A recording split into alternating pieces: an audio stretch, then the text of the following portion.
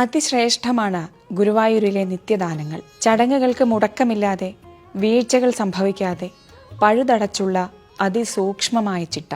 അതിൽ കേശാന്തിമാരുടെ കൂടി വ്രതനിഷ്ഠയും ഉപാസനയുമുണ്ട്. പുലർച്ചെ മുതൽ പിറ്റേന്ന് പുലരി വരെ നീളുന്ന അതിസങ്കീർണമായ ചടങ്ങുകൾ ഗുരുവായൂരിന്റെ മാത്രം പ്രത്യേകതയാണ്. നിർമാല്യം മുതൽ തൃപ്പുക വരെ നീണ്ട പ്രവർത്തികൾ. കീശാന്തിമാർ ദിവസവും പുലർച്ചെ 1:45 നാഴികമണി 2 തീർത്ഥകുളത്തിൽ മുങ്ങും.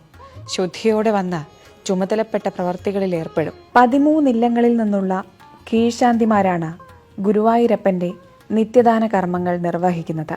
ഗുരുവായൂർ ക്ഷേത്രകർമ്മങ്ങൾ മുടങ്ങാതെ നിർവഹിക്കാൻ സാമൂതിരി രാജാവ് കോഴിക്കോട് കാരശ്ശേരി ഗ്രാമത്തിൽ നിന്ന് ഗുരുവായൂർ ക്ഷേത്രത്തിനടുത്ത് പാർപ്പിച്ച ഇല്ലക്കാരാണ് ഇവരെന്നാണ് ചരിത്രം. 14 ഇല്ലക്കാരുണ്ടായിരുന്നെങ്കിലും 100 കൊല്ലം മുൻപ് ഞാറയ്ക്കാട്ടില്ലം അന്യനിന്ന് പോയതോടെ എണ്ണം 13 13 ഇല്ലങ്ങളിൽ നിന്നായി 150ഓളം കീഴ്ശാന്തിമാരാണ് ഇന്ന് ഗുരുവായൂർ അമ്പലത്തിലുള്ളത്.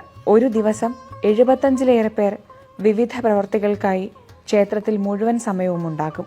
ശ്രീലകത്ത് പൂജകൾ ഒഴികെയുള്ള വിളക്കുവെപ്പും മറ്റ് കർമ്മങ്ങളും നടത്തണം. ഭഗവതി, ഗണപതി, അയ്യപ്പൻ എന്നീ ഉപദേവ ക്ഷേത്രങ്ങളിൽ പൂജ, ചന്ദനമരച്ച് കളഭം തയ്യാറാക്കൽ, ഭക്തർക്ക് തീർത്ഥവും ചന്ദനവും നൽകൽ, ഗുരുവായൂരപ്പന് നിവേദിക്കാനുള്ള നെയ്പായസം, പാൽപായസം, അപ്പം, അട, പാലട, ഇരട്ടിപ്പായസം തുടങ്ങിയവ തയ്യാറാക്കൽ, പ്രസാദ ഊട്ടിന് മേൽനോട്ടം വഹിക്കൽ, കാഴ്ച ശീവേലി, വിളക്കെഴുന്നള്ളിപ്പ് എന്നിവയ്ക്ക് ആനപ്പുറം കയറൽ, പട്ടുകുട, ആലവട്ടം, വെഞ്ചാമരം എന്നിവ പിടിക്കുക എന്നിങ്ങനെ നീളുന്നു ചുമതലകൾ. കൊടക്കാട്ട് ഉണ്ണികൃഷ്ണൻ നമ്പൂതിരി, വേങ്ങേരി കൃഷ്ണൻ നമ്പൂതിരി, നാഗേരി വാസുദേവൻ നമ്പൂതിരി, മേലേടം കേശവൻ നമ്പൂതിരി, മുളമംഗലം രാധാകൃഷ്ണൻ നമ്പൂതിരി എന്നിവരാണ് കീഴ്ശാന്തി കുടുംബങ്ങളിലെ മുതിർന്ന അംഗങ്ങൾ.